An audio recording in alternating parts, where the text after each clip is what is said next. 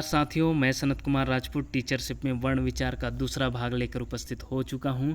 दोस्तों, आज की वीडियो में हम व्यंजन क्या है, व्यंजन के प्रकार, व्यंजन के उच्चारण स्थान, वो भी बहुत ही शानदार ट्रिक के साथ, तथा आगत व्यंजन एवं ताड़नजात बिंदु या ताड़नजात चिन्ह व नुक्ता बिंदु या नुक्ता चिन्ह में अंतर को बहुत ही बारीकी से समझेंगे। तो चलिए दोस्तों स्टार्ट करते हैं। दोस्तों, सबसे पहले हम जान लेते हैं व्यंजन होता क्या है। दोस्तों, व्यंजन जो है स्वतंत्र वर्ण नहीं होते, स्वर की सहायता से उच्चरित होते हैं और मुख के विभिन्न अवयवों की सहायता से बोले जाते हैं। दोस्तों, ये विभिन्न अवयव जो होता है उसको भी हम आगे देखेंगे। चलिए दोस्तों आगे बढ़ते हैं। दोस्तों, व्यंजन जो होता है कुल होता है 39, जिन्हें दो भागों में बांटा गया है, मूल व्यंजन और अन्य व्यंजन। यदि दोस्तों मूल व्यंजन पूछा जाता है तो याद रखिएगा 33 होता है मूल व्यंजन, और इन्हें भी 3 भागों में बांटा गया है, स्पर्श व्यंजन, अंतःस्थ व्यंजन और ऊष्म व्यंजन।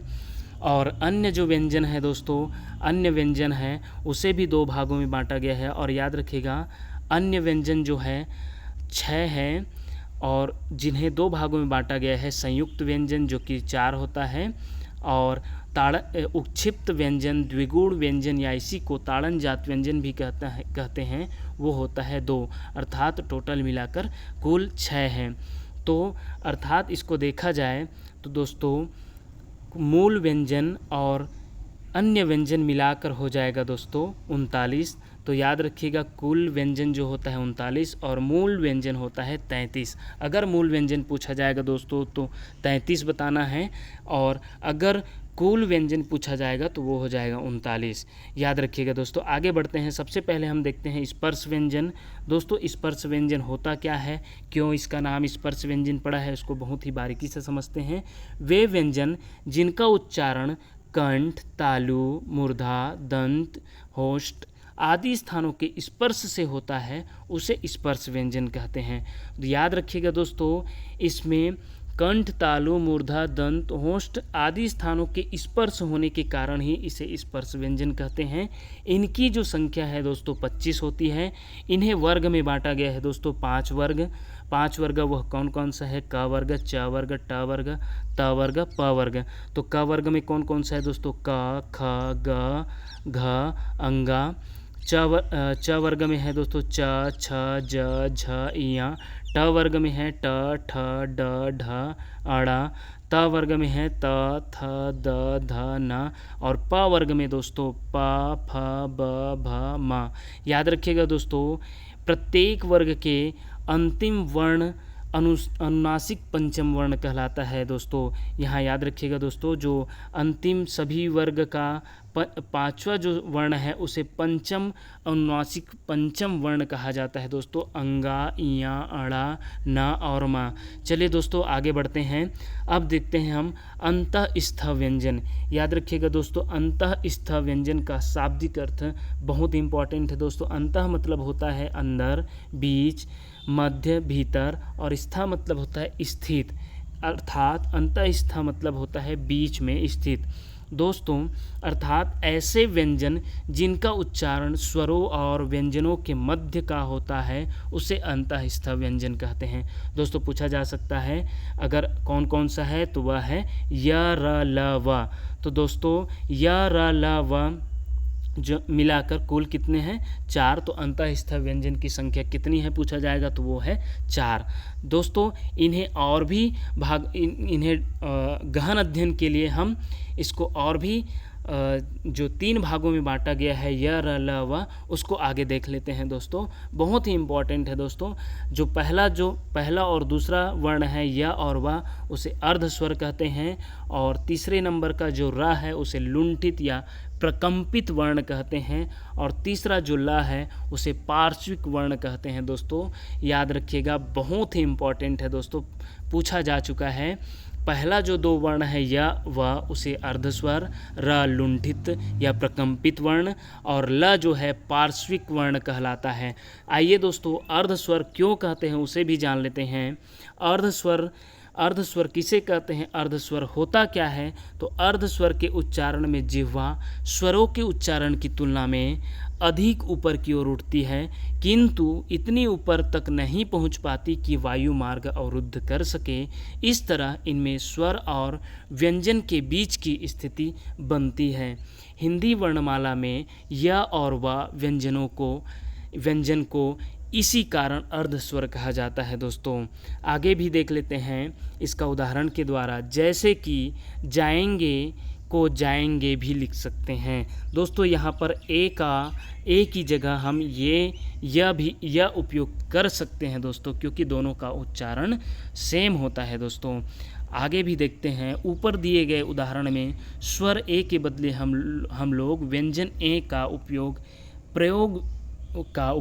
प्रयोग कर सकते हैं, क्योंकि दोनों का उच्चारण एक समान है। चलिए कुछ और उदाहरण के साथ समझते हैं दोस्तों। जैसे गई को गई लिख सकते हैं, गए को गए, जाओ को जाओ, जाऊंगा को जाऊंगा। यहाँ देख सकते हैं दोस्तों ई के जगह में य के साथ ई लगाकर, ई के मात्रा लगाकर उपयोग किया गया है। ए के साथ ये, ओ के साथ वो, ऊ के साथ ऊ, मतलब ये ऊ के साथ ये वाला ऊ उपयोग किया गया है दोस्तों, क्योंकि दोनों का उच्चारण सेम है। इस प्रकार हम लोग या और व दोनों अर्धस्वर को स्वरों के स्थान पर प्रयोग कर सकते हैं, इसलिए इन्हें अर्धस्वर या अर्धव्यंजन कहते हैं। दोस्तों याद रखिएगा, बहुत ही बढ़िया चीज़ है दोस्तों, बहुत ही बढ़िया ये फैक्ट है दोस्तों। उपर्युक्त उदाहरण की बात करें तो गई और गई में उच्चारण और लेखन की दृष्टि से सही तो दोनों हैं, लेकिन जब दोनों में से किसी एक को चुनने की बात की जाए तो भाषाविदों ने स्वर वाले शब्दों को मान्यता दी है, इसलिए दोनों में से गई को चुना जाएगा दोस्तों। तो याद रखिएगा दोस्तों, ये अर्धस्वर के बारे में बहुत ही शानदार जानकारी है दोस्तों। आगे हम लुंठित व्यंजन या लुंठित जो वर्ण है उसको जान लेते हैं। इन्हें लुंठित क्यों कहते हैं? र को जिस व्यंजन वर्ण का उच्चारण करते समय वायु जिह्वा के ऊपर से लुढ़कती हुई बाहर निकल जाती है, जिसे उसे लुंठित व्यंजन कहा जाता है। चूँकि इस वर्ण का उच्चारण करते समय जिह्वा में कंपन भी होता है, इसलिए इसे प्रकंपित व्यंजन भी कहा जाता है। याद रखिएगा दोस्तों, र को लुंठित या प्रकंपित व्यंजन कहा जाता है। बहुत ही बढ़िया जानकारी है दोस्तों, याद रखिएगा, पूछा जा चुका है दोस्तों। आगे भी हम देखेंगे पार्श्विक व्यंजन, जिसमें ल जो है पार्श्विक व्यंजन कहलाता है, और पार्श्व शब्द का जो शाब्दिक अर्थ है वो होता है बगल, अर्थात जिस व्यंजन का उच्चारण करते समय वायु जिह्वा के दोनों बगल से बाहर निकल जाती है, वह पार्श्विक व्यंजन कहलाती है। याद रखिएगा दोस्तों, इसका पार्श्व शब्द का शाब्दिक अर्थ ही होता है बगल, अर्थात दोनों जिह्वा के दोनों बगल से वायु जो है या प्राण वायु जो है बगल से निकल जाती है इस वर्ण के उच्चारण से, इसलिए इसे पार्श्विक व्यंजन कहते हैं दोस्तों। इसलिए इसे पार्श्विक व्यंजन कहते हैं। ल को याद रखिएगा दोस्तों, पार्श्विक व्यंजन कहा जाता है। आगे देखते हैं दोस्तों, ऊष्म व्यंजन बहुत ही इम्पॉर्टेंट है दोस्तों। ऊष्म व्यंजन होता क्या है, जिसे संघर्षी व्यंजन भी कहते हैं। वे व्यंजन ध्वनियाँ जिनका उच्चारण करते समय घर्षण के साथ गर्म वायु बाहर निकलती है, इसलिए इसे ऊष्म व्यंजन कहते हैं, या यह ऊष्म व्यंजन कहलाते हैं। इनकी संख्या होती है दोस्तों 4। याद रखिएगा, 4 होती है इनकी संख्या। स ह। याद रखिएगा दोस्तों, जो तीनों स है उसका भी उच्चारण स्थान अलग अलग है। आगे हम वीडियो में देखेंगे दोस्तों, तीनों स का उच्चारण कौन कौन सा है, तीनों स में अंतर क्या है।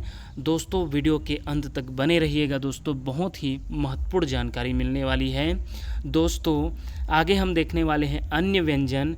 अन्य व्यंजन को भी 2 भागों में बांटा गया है, संयुक्त व्यंजन और उक्षिप्त व्यंजन। सबसे पहले हम देखते हैं संयुक्त व्यंजन। संयुक्त व्यंजन होता क्या है? संयुक्त व्यंजन एक तरह से व्यंजन का ही एक प्रकार है। संयुक्त व्यंजन में जो पहला व्यंजन होता है वो हमेशा स्वर रहित होता है और इसके विपरीत दूसरा व्यंजन हमेशा स्वर सहित होता है। देखिए दोस्तों, यहाँ पर बहुत ही बढ़िया जानकारी हमारे सामने नज़र आई है। दोस्तों, पहला जो वर्ण होगा वह स्वर रहित होगा बोला जा रहा है। जैसे कि अक्षर में देखिए दोस्तों, पहला जो व्यंजन है हलंत के साथ लिखा गया है वह है स्वर रहित। स्वर रहित का मतलब होता है जिसमें स्वर नहीं होता है, और ये जो दूसरा वर्ण है वह है स्वर सहित या स्वर के साथ, जो कि हलंत में नहीं लिखा है। तो समझ लीजिएगा दोस्तों, इस षटकोण के स में अ छुपा हुआ है जो कि स्वर है।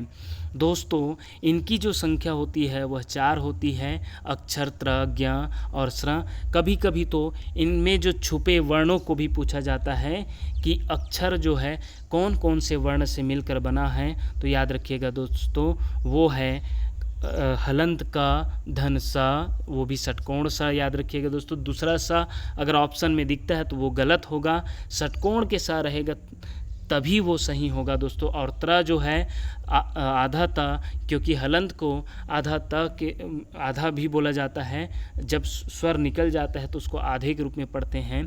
तो हलंत ता धन रा त्र होता है दोस्तों। ज्ञ जो है हलंत ज धन ज्ञ, हलंत ज धन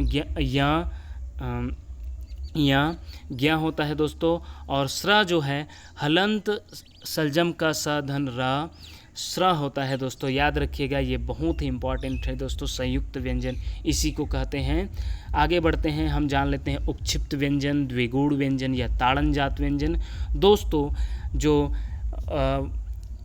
हमारा जो स्पर्श व्यंजन का तीसरा वर्ग ट वर्ग में जो हमारा डमरू का ड और ढक्कन के ढ आता है, ढक्कन के ढ, उसमें यदि हम ताड़नजात चिन्ह लगा देते हैं, ताड़नजात चिन्ह बोलते हैं दोस्तों, जो नीचे बिंदु होता है उसे ताड़नजात चिन्ह कहते हैं।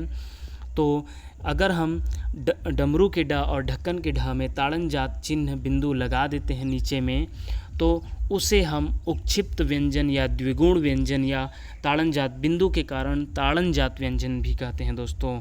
याद रखिएगा, इनकी संख्या है 2।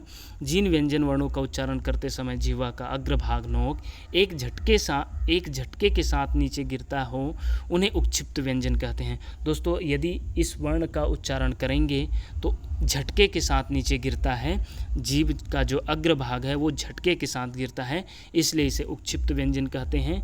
इनकी संख्या होती है 2 और इसका जो उच्चारण है वो अड़ा और अढ़ा होता है। और उक्षिप्त का अर्थ होता है फेंका हुआ।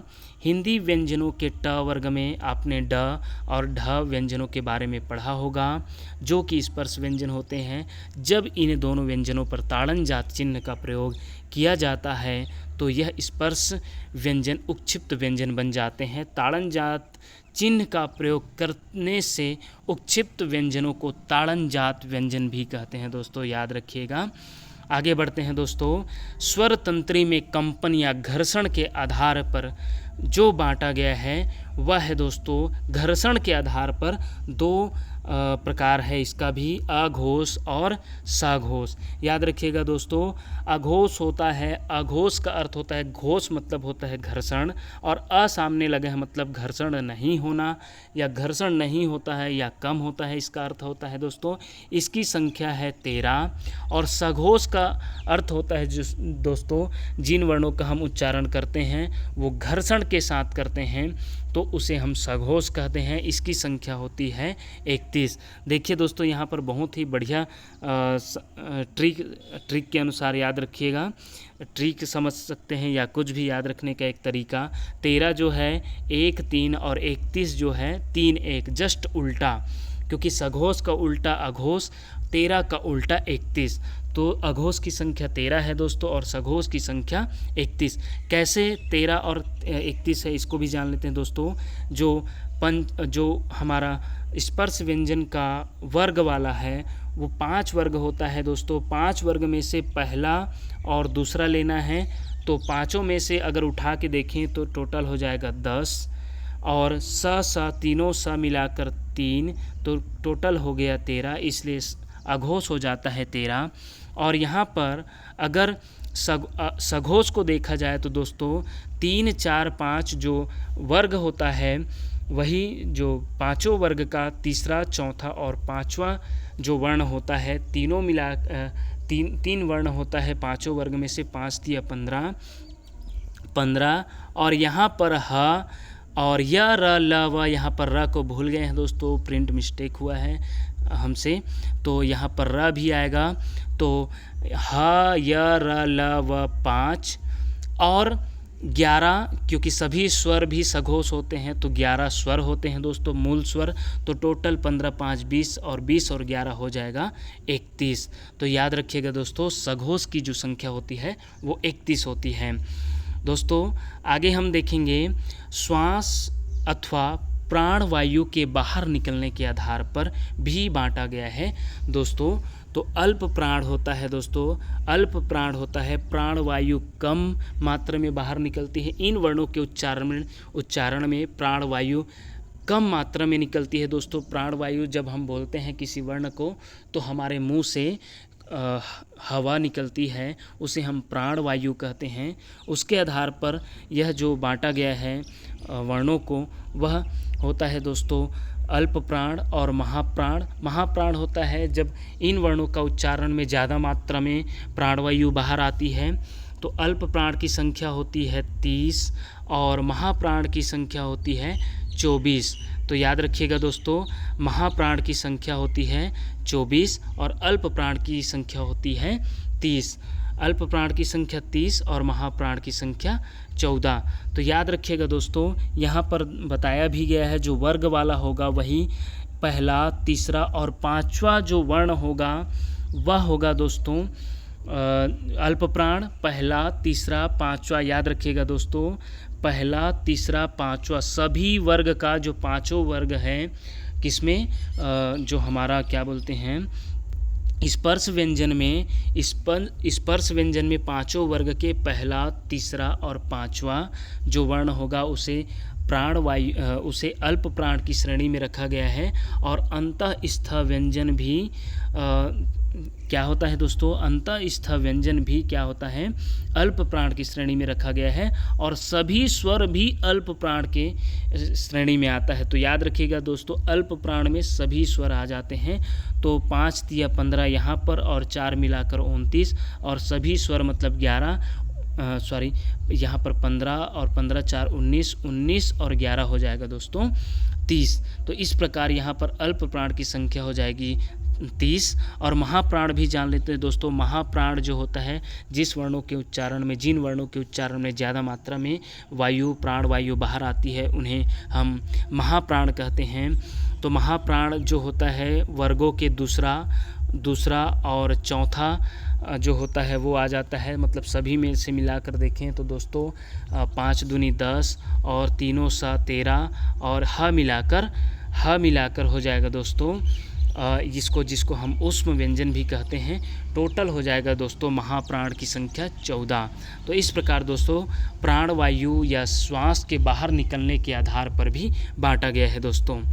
आगे देखते हैं दोस्तों, उच्चारण के आधार पर जो बांटा गया है वर्णों को, उसको भी देख लेते हैं दोस्तों। बहुत ही इम्पॉर्टेंट है दोस्तों, इसको हम ट्रिक के द्वारा देखने वाले हैं दोस्तों। उच्चारण स्थान के आधार पर भी वर्णों को बांटा गया है। कंठ्य, तालव्य, मूर्धन्य, दंत्य, होष्ट्य, तालव्य। यहाँ पर दोस्तों तालव्य, यहाँ पर थोड़ा प्रिंट मिस्टेक हुआ है दोस्तों, इसको हम देखेंगे। के से यहाँ पर इधर उधर हो गया है दोस्तों, याद रखिएगा। यहाँ पर तालव्य नहीं आएगा, यहाँ पर के से कंठ्य याद रखिएगा। ट्रिक से भी याद रख सकते हैं दोस्तों, टी से तालव्य, क्योंकि ये ट्रिक क्या है दोस्तों, KTM 2 KT को 2, KTM 2 KT को 2। KTM एक गाड़ी होता है, बाइक होता है दोस्तों, उससे आप याद रख सकते हो KTM 2 DO और KT को 2। तो दोस्तों के से है कंठ्य, टी से है तालव्य, टी से है तालव्य और एम से है मूर्धन्य और डी से है दंत्य, ओ से है औष्ट्य, केटी से है कंठ तालव्य, को से है कंठोष्ठ्य, क्योंकि के कंठ और ओष्ठ से मिला है इसलिए कंठोष्ठ्य। और डी से है, दो से है दंतोष्ठ्य। तो याद रखिएगा दोस्तों, ये तो हो गया नाम, उसका उच्चारण स्थान का नाम हो गया। उच्चारण स्थान को हम किस नाम से जानते हैं? कंठ, तालव्य, मूर्धन्य, दंत्य, होष्ठ्य, कंठ, तालव्य, कंठोष्ठ्य, दंतोष्ठ्य। यहाँ पर तालव्य नहीं है दोस्तों, तालव्य पहले आ गया है, याद रखिएगा, इसको काट दीजिएगा क्योंकि 8 ही है यहाँ पर जो इस उच्चारण स्थान के आधार पर।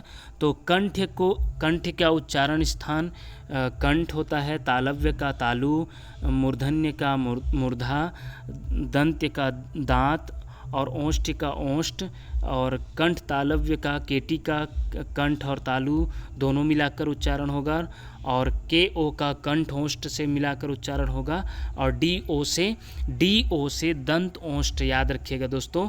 तो अगर पूछा जाता है कौन सा वर्ण जो है कंठ से उच्चारण होता है, कंठ से या कंठ उच्चारित वर्ण बोला जाएगा, तो याद रखिएगा दोस्तों, क वर्ग का जो क, ख, ग, घ, अंगा, वो जो कंठ इसको वर्ग भी बोलते हैं।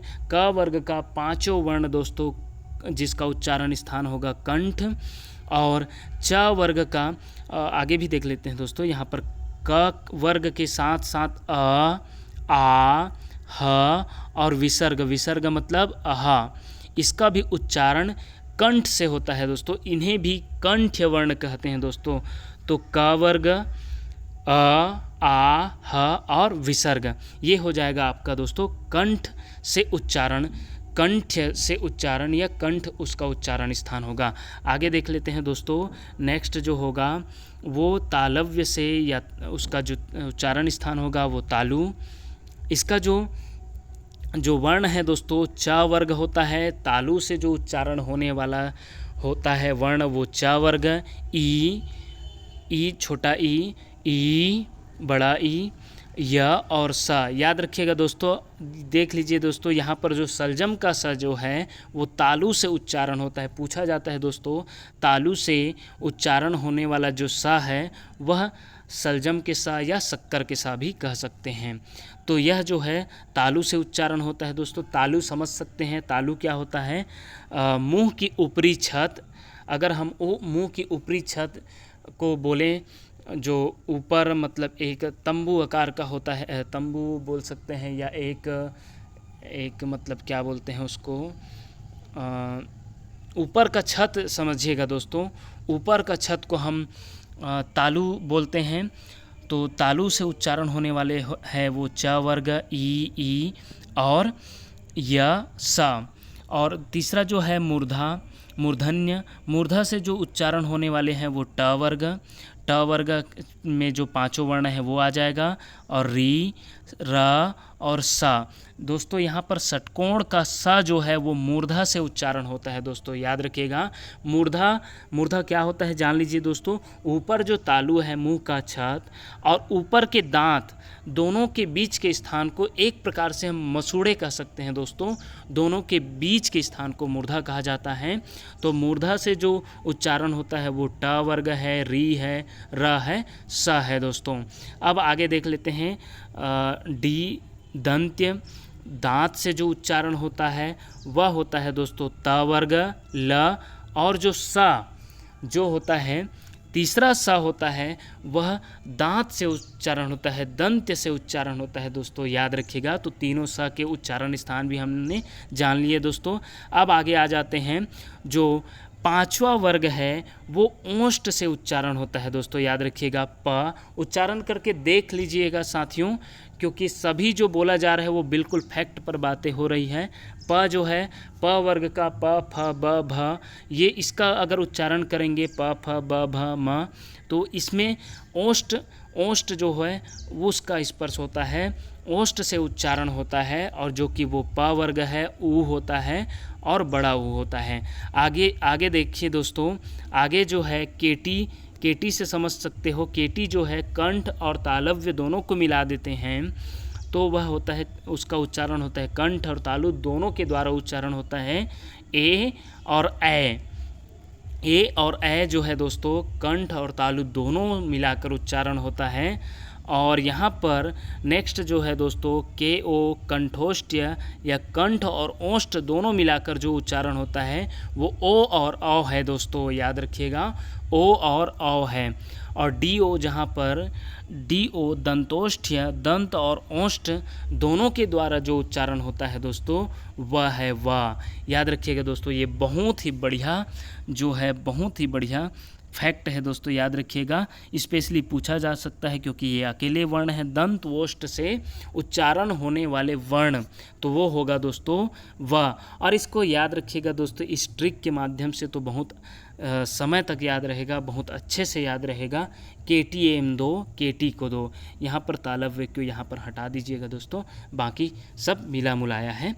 और इस प्रकार हमने दोस्तों बहुत बढ़िया से उच्चारण की दृष्टि से जाना। यहाँ पर एक नज़र या नोट बिंदु वाली बात दोस्तों यहाँ पर, क्योंकि इसमें जो जितने भी वर्ण हैं वो बाकी सभी तो आ चुके हैं, केवल अम का छोड़ बाकी सभी वर्ण आ चुके हैं दोस्तों। इसलिए अम का अगर पूछा जाता है उच्चारण स्थान तो देखिए दोस्तों, उच्चारण का नाम होगा नासिक्य और उच्चारण स्थान होगा नासिका, नाक से।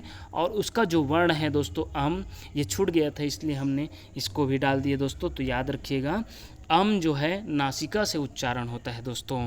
नेक्स्ट दोस्तों हम जो कि बहुत ही महत्वपूर्ण टॉपिक पर नज़र डालने वाले थे, जो अपना बारीकी से जो समझने वाले थे, बहुत ही महत्वपूर्ण फैक्ट के बारे में जिसमें हम चर्चा कर रहे थे वीडियो की शुरुआती पल में, तो वो जो है पल आ चुका है दोस्तों। बहुत ही इम्पॉर्टेंट टॉपिक आगत व्यंजन दोस्तों, पूछा जा सकता है दोस्तों। आगत व्यंजन बहुत साथी लोग बहुत ही गहन अध्ययन तो किए रहते हैं, लेकिन व्यंजन स्वर और व्यंजन के बारे में तो जाने होते हैं, बहुत अच्छे से स्टडी किए रहते हैं, अध्ययन किए रहते हैं, लेकिन जो कुछ टॉपिक बीच बीच में पूछा जाता है जैसे कि आगत स्वर आगत व्यंजन, वो छूट गया रहता है, जिससे हमारा जो क्वेश्चन है वो छूट सकता है दोस्तों, या छूट भी जाता है, आता है दोस्तों, याद रखिएगा। अब हम आगे देखते हैं आगत व्यंजन के बारे में दोस्तों। तो आगत व्यंजन जो है दोस्तों, हम इसके पूर्व वाले वीडियो में आगत स्वर के बारे में देखें दोस्तों, हमने पूर्व वाले वीडियो का जो लिंक है वो डिस्क्रिप्शन में डाल देंगे, देख लीजिएगा दोस्तों। आगत जो व्यंजन है वो क में, ख में, ग में, ज में, फ में जब हम नुक्ता व्यंजन नुक्ता बिंदु लगा देते हैं तो वो हो जाता है दोस्तों आगत व्यंजन। इसे विदेशी व्यंजन भी कहते हैं, क्योंकि इन व्यंजनों का उपयोग हम उर्दू या अंग्रेजी के शब्दों को लिखने के लिए उपयोग करते हैं दोस्तों। तो याद रखिएगा दोस्तों, इसमें जो पहला जो फैक्ट है, क, ख और ग में नुक्ते का प्रयोग अनिवार्य न होकर हमारी इच्छा पर निर्भर करता है दोस्तों। क, ख और ग में जो नुक्ते का प्रयोग होता है, नुक्ते का बिंदु का प्रयोग होता है, वह जरूरी नहीं होता है, अनिवार्य नहीं होता है, ये हमारी इच्छा पर निर्भर करता है दोस्तों। लेकिन ज और फ में जब नुक्ता लगता है तो उर्दू तथा अंग्रेजी दोनों ही भाषाओं के शब्द बनते हैं दोस्तों। इसलिए इन्हें जैसे ही नुक्ते का जो बिंदु लगाते हैं दोस्तों, तो यह बन जाता है संघर्षी व्यंजन के रूप में इसका उच्चारण होता है।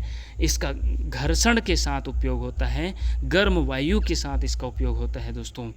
तो याद रखिएगा दोस्तों, यह जो है क ख ग ज फ, यह आगत व्यंजन कहलाता है। खास करके याद रखिएगा ज और फ को दोस्तों। आगे हम इसका उदाहरण भी देखने वाले हैं। ज और यहाँ पर बिंदु डालना भूल गए थे दोस्तों। ज और फ वाले उर्दू शब्द फर्ज, ताज़ा, जिंदगी, फरियाद, फतवा, काफिला आदि। ज और फ वाले अंग्रेजी शब्द देखा जाए रोज, ईज, जीरो, कफ, फेल, फाइन, फादर आदि। तो याद रखिएगा दोस्तों, ज और फ का उपयोग उर्दू के शब्द और अंग्रेजी के शब्द के लिए उपयोग करते हैं दोस्तों। आइए दोस्तों, कुछ और भी महत्वपूर्ण जानकारी हासिल कर लेते हैं, इकट्ठा कर लेते हैं। दोस्तों यहाँ पर जो बिंदु जो है, हमारे वर्णों में जो बिंदु लगता है वो 4 प्रकार से लगता है। एक तो ऊपर बिंदु लगता है, एक बगल में बिंदु लगता है, एक नीचे भी लगता है और एक बगल में भी लगता है। और सभी बिंदु का अलग अलग नाम है दोस्तों। जब किसी वर्ण के ऊपर में बिंदु लगता है तो उसे अनुस्वार बिंदु कहते हैं। जब किसी वर्ण के बगल में बिंदु लगता है तो उसे पंचमाक्षर बिंदु कहते हैं, जो अंगाबस में लगता है दोस्तों, याद रखिएगा। और जो नीचे लगता है, अड़ा और अढ़ा में लगता है, उसे ताड़न जात बिंदु या उक्षिप्त बिंदु कहते हैं दोस्तों। और जो बगल में लगता है, जैसे कि अभी हम ऊपर में पढ़े हैं आगत व्यंजनों में वह कहलाता है दोस्तों नुक्ता बिंदु। तो यहाँ पर अनुस्वार बिंदु, पंचमाक्षर बिंदु, ताड़न जात या उक्षिप्त बिंदु और नुक्ता बिंदु को भली भांति बहुत बारीकी से समझें दोस्तों। याद रखिएगा, बिंदु तो एक ही है लेकिन अलग अलग जगहों पर उसका नाम अलग अलग हो जाता है। ये रहा दोस्तों बहुत ही महत्वपूर्ण जानकारी। इस प्रकार दोस्तों हम व्यंजन एवं व्यंजनों के वर्गीकरण को भली भांति समझा। इसके आने वाले वीडियो में एक बहुत ही महत्वपूर्ण टॉपिक के साथ फिर